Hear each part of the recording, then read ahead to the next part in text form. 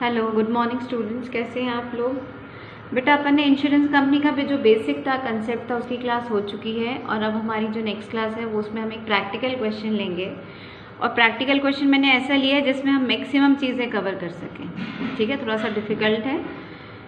तो इसमें हमें रेवेन्यू अकाउंट बनाना है for the year ended on 31 मार्च 2014। जब हमारा साल खत्म हो रहा है तो उस साल के लिए हमें रेवेन्यू अकाउंट बनाना है। क्या क्या इन्फॉर्मेशन गिवन है क्वेश्चन में? रिजर्व फॉर अनएक्सपायर्ड रिस्क 1/4/2013 लिखा है, 14 के लिए बना रहे हैं, मतलब this is the opening balance of unexpired reserve 80,000। Liabilities in outstanding claims, ये 1/4/2013 means this is the opening outstanding and this is the closing outstanding. ये कहाँ जाएगा? आपका क्लेम्स में जाएगा। या अनएक्सपायर्ड रिस्क कहाँ जाएगा? आपका प्रीमियम में जाता है नीचे। मेडिकल एक्सपेंसेस रिगार्डिंग क्लेम्स, ये भी क्लेम्स में ही जाएगा। क्लेम्स पेड, ये भी क्लेम में ही, क्लेम का ही पार्ट है कि आपने अभी तक 70,000 के क्लेम पेड कर चुके हैं आप, क्योंकि claim is a main expenditure and premium is a main income of any insurance company. Then reinsurance premium के साथ कुछ नहीं लिखा होता तो उसमें बाय डिफॉल्ट क्या मानते हैं? हमेशा सेडेड। ये सेडेड मैंने आपके लिए लिख के दिया है कि आपको ध्यान रहे कि यदि री इंश्योरेंस प्रीमियम के आगे कुछ नहीं लिखा है तो उसको बाय डिफॉल्ट क्या मानना है? सेडेड। मतलब आपको देना है, लाइबिलिटी है ये, मतलब देना मतलब आपके पास से चली गई है ये री इंश्योरेंस, कहीं और हुआ है। 4500। री इंश्योरेंस रिकवरी इज ऑब्वियसली ये क्लेम्स में आएगा क्योंकि कोई आपसे रिकवरी ले रहा है, 1500। Premium, premium is the main income of any insurance company, so this is the main income premium. Commission on direct business, commission on री insurance shaded and commission on री इंश्योरेंस एक्सेप्टेड। ये तीनों चीज़ें जो हैं वो कमीशन से related हमारे शेड्यूल में आएंगी। नेक्स्ट मैनेजमेंट एक्सपेंसेस, हमारे एक्सपेंसेस हैं interest and dividend less tax. Legal expenses regarding claims, ये भी क्लेम्स में आएगा। Profit on sale of investment, ये अलग से दिख जाएगा। एडिशनल रिजर्व 60,000 का बना हुआ है, था, मतलब ये पहले से बना हुआ था।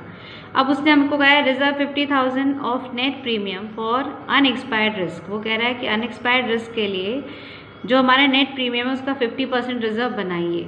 किस साल के लिए? 14 के लिए। And additional reserve is to be increase, ये जो एडिशनल रिजर्व दिख रहा था इसको वो कह रहा है additional reserve is to be increase by 10%। इस एडिशनल रिजर्व को 10% से बढ़ा दीजिए। किसका 10%? Of net premium. Net premium के 10% से इस एडिशनल रिजर्व को और हमें इंक्रीज करना है फॉर द ईयर 2013-14। क्लियर है? तो ये this is the opening balance of reserve, जो हमें एडिशनल रिजर्व जो हमें इस साल के शुरू में इतना था इसको वो बढ़ाने बोल रहा है। और अनएक्सपायर्ड रिस्क के लिए कह रहा है कि नेट प्रीमियम का 50% डाल दें। ठीक है, अब हम आते हैं हमारे क्वेश्चंस पे। तो हमने आपको ऑलरेडी बताया जा चुका है कि कौन कौन से शेड्यूल है। हम सबसे पहले आ रहे हैं शेड्यूल नंबर 1 पे। शेड्यूल नंबर 1 कहता है प्रीमियम अर्न नेट कैसे निकालना है। तो सबसे पहले premium for direct business already question में गिवन था बेटा। प्रीमियम के आगे 1,80,000 और हमारे ऊपर कुछ सेडेड था 4500। इन दोनों का इफेक्ट हमें दिख रहा है, 1,80,000 और सेडेड में हमने 4500 डाल दिया है। ये माइनस होगा तो ये आया 1,75,500। This is your net premium. Okay, अब हम यहाँ पर क्या बनाते हैं? नीचे adjustment for changing in reserve for unexpired risk. तो हमें इसमें क्या करना है? ओपनिंग और क्लोजिंग दोनों का डिफरेंस देखना है। अब देखिए मैंने स्टार्टिंग में ही आपको बताया था कि दिस 80,000 के आगे लिखा है 13, मतलब ये 13 का रिजर्व था अनएक्सपायर्ड रिस्क का, और लास्ट में लिखा हुआ था 60,000 एडिशनल रिजर्व। तो ये हमारे कैसे रिजर्व हैं? ओपनिंग बैलेंस है, या हम ये कह दें कि इतने रिजर्व ऑलरेडी बन चुके थे। तो 1/4/2013 का अनएक्सपायर्ड रिस्क 80,000 और एडिशनल रिजर्व 60,000, टोटल 1,40,000 का रिजर्व था। अब क्वेश्चन में उसने बोला था कि रिजर्व बनाइए 50% किसका? नेट प्रीमियम का। किस चीज़ के लिए? अनएक्सपायर्ड रिस्क के लिए। और हमारे एडिशनल रिजर्व को आपको 10% से बढ़ाना है। 10% किसका लेना है? नेट प्रीमियम का। अब देखिए इसकी वर्किंग यहाँ पर हम देखेंगे। हमारा ये 1,75,500 का आ गया था net premium. This is your net premium. Okay, इस नेट प्रीमियम का हमने 50% लिया क्योंकि उसने हमको बोला था 50% बनाना है अनएक्सपायर्ड रिस्क के लिए। तो इसका 50% इतना आ गया, ये अमाउंट 87,750। अब उसने कहा था पुराना जो एडिशनल रिजर्व है उसको 10% से बढ़ाइए। किसका 10%? इस नेट प्रीमियम का 10%। तो दैट इज 17,5500। का 10% लिया तो कितना आया, एक ज़ीरो कम कर दीजिए, मतलब 17,550। इसको हमने 60,000 में ऐड किया तो हमारा न्यू एडिशनल रिजर्व हो गया 77,550। 87,750 हमारा क्या था, अनएक्सपायर्ड रिस्क के लिए रिजर्व था, और ये हमारा एडिशनल हो गया। टोटल हमने कितना बनाया, इतना। अब ध्यान दें हमारी वर्किंग पे, this is the old reserve and this is the new reserve. 87,750 बनाया हमने 50%, और ये हमने 60,000 के 10% ऐड किया, ये हमने टोटल नया बनाया, पुराना इतना था। इन दोनों का जो डिफरेंस है वो आपका नया रिजर्व है ना। ऑब्वियसली यदि पुराना बैलेंस इतना है और नया बैलेंस इतना है, इसका मतलब है कि बैलेंस जो है वो इंक्रीज हो रहा है। बैलेंस इंक्रीज हो रहा है, इनडायरेक्टली आप रिजर्व और बना रहे हैं, ठीक है। तो रिजर्व किस में से बनेगा, ऑब्वियसली आपकी इनकम में से, और इनकम क्या है आपकी, प्रीमियम। तो इन दोनों का जो डिफरेंस था दैट इज 25,300, और इसको 1,75,500 में से सब्सट्रैक्ट करेंगे, क्योंकि हम इसका कुछ पार्ट हमने रिजर्व में डाल दिया, ठीक है ना। इनकम से ही तो आप रिजर्व बनाएंगे। अभी तक जैसे आप कंपनी की बुक्स में क्या देखते थे, प्रॉफिट में से रिजर्व और प्रोविजन सब डाइवर्ट होते हैं, यहाँ पर यही इनकम है, तो इसी में से रिजर्व बनाया गया। तो 25,300 और सब्सट्रैक्ट किया तो 1,50,200 is your total premium earn for this particular year. Clear है, इनकम पता चल गई। अब हम आते हैं एक्सपेंस की तरफ। सेकेंड शेड्यूल है क्लेम। क्लेम के लिए देखिए, मैंने क्वेश्चन जब रीड कर रही थी तभी आपको बताया था कि क्लेम पेड डायरेक्ट दिया हुआ है 70,000, क्लेम पेड डायरेक्ट दिया था 70,000, और रिकवरीज थी 1,500 की, और क्लेम से रिलेटेड कुछ एक्सपेंसेस हो गए थे, मेडिकल एक्सपेंसेस रिगार्डिंग क्लेम्स, और नीचे भी एक एक्सपेंस था हमारा लीगल एक्सपेंसेस रिगार्डिंग क्लेम्स। इन सब को हमें यहाँ शो करना है। देखिए क्लेम्स में आ गए हम, क्लेम्स पेड टोटल हम इतने पे कर चुके हैं, हमारा मेन एक्सपेंस था, ठीक है। फिर हमने दो तरह के एक्सपेंस किए थे, मेडिकल और लीगल, तो हमने टोटल इतने एक्सपेंस भी कर दिए, ये भी हमारा एक्सपेंस हो गया, रिगार्डिंग क्लेम था इसलिए उसी में ऐड हो गया।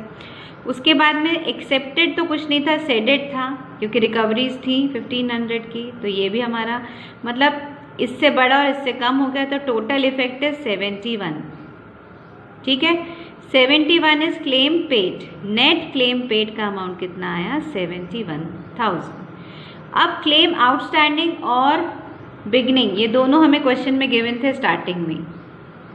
लाइबिलिटीज इन आउटस्टैंडिंग क्लेम, अब 1/4/2013 है, means this is the opening balance, और हम चूंकि हमारा ईयर कब खत्म हो रहा है, 31 मार्च 2014, तो ये हमारा क्लोजिंग है आउटस्टैंडिंग, ठीक है। इसका इफेक्ट देख लीजिए, क्लोजिंग को हम क्या करते हैं, ऐड करते हैं, और ओपनिंग को हम क्या करते हैं, सब्सट्रैक्ट करते हैं, क्योंकि वो तो पिछले साल ऐड हो चुका है, राइट। तो 15 को ऐड किया, 10 को सब्सट्रैक्ट किया, तो सो जो फाइनल हमारा टोटल क्लेम है वो आ गया हमारा कितना, 76,000, और ये हमारा क्लोज भी हो गया। क्लियर है, schedule 2 close. Now come to the next is your commission. अब कमीशन की रिगार्डिंग लाइन से 3 इन्फॉर्मेशन गिवन है, commission on direct business, commission on ceded and commission on accepted.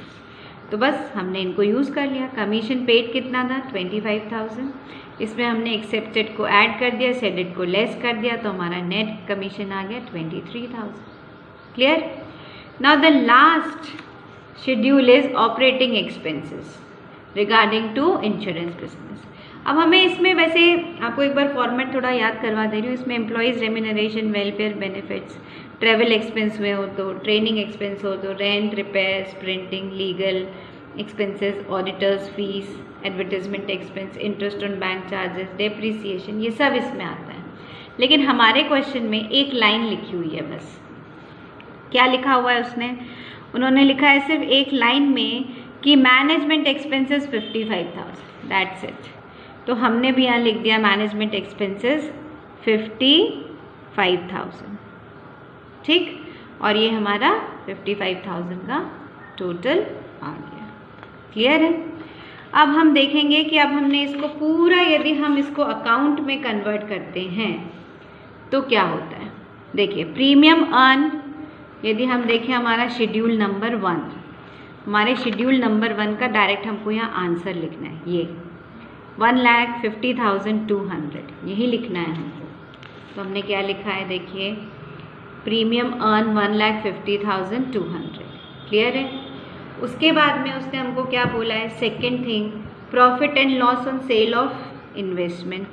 तो ये हमें क्वेश्चन में ऑलरेडी गिवन था, अलग से उसने लिखा हुआ था प्रॉफिट ऑन सेल ऑफ, ये देखिए आपको क्वेश्चन में बता रही हूँ मैं, profit on sale of investment, amount भी दिया हुआ है 1750। इसे हम डायरेक्ट कहाँ डालेंगे, यहाँ पर रेवेन्यू अकाउंट में।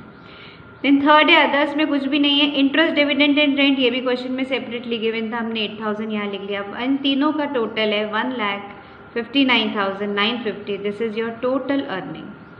ना एक्सपेंस पे आते हैं, तो एक्सपेंस के लिए हमारे पास 3 शेड्यूल थे, 2, 3 एंड 4।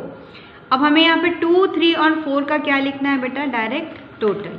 एक बार देख लीजिए, 2 का जो टोटल था that is 76,000, then 23,000 and then 55,000, right. अब हमने देखे यहाँ 76, 23 एंड 55, तीनों के आगे उनका टोटल लिख दिया, ये हमारे टोटल एक्सपेंस हो गए। दिस इज टोटल, हमने इसको क्या टाइटल दिया, total B and this is total ए।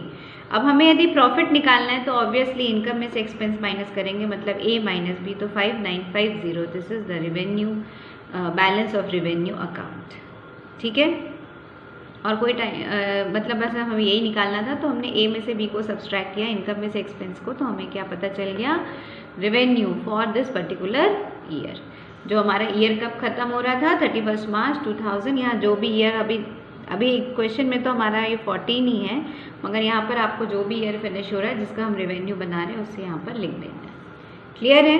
तो ये बहुत ही ईजी था, बस आपको क्या पता होना चाहिए बेटा, ये शेड्यूल्स पता होना चाहिए, क्योंकि यहाँ पर सीधे शेड्यूल्स का टोटल ही आता है, ठीक है। आई होप आप इसे वीडियो को लास्ट तक आपने देखा होगा, लास्ट तक देखने पर ही आपको पूरा क्वेश्चन समझ में आ सकता है।